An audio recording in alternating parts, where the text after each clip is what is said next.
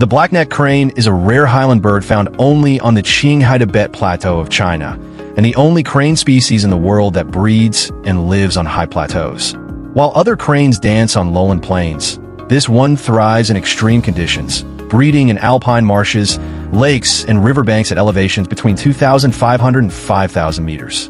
The black-necked crane was the last to be scientifically named among all crane species.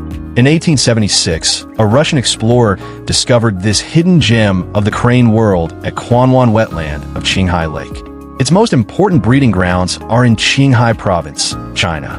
During the winter, it migrates to the middle reaches of the Yarlung Tsangpo River in the southern plateau and to the highland lakes of the Wumeng Mountains on the Yunnan-Guizhou Plateau. Though they're social migratory birds, black-necked cranes are also devoted partners for life, committed to the motto, one pair, one lifetime. If one partner dies, the other often remains alone for the rest of its life. With only a little over 10,000 individuals remaining globally, the black-necked crane is listed as near threatened, NT, on the IUCN Red List of threatened species.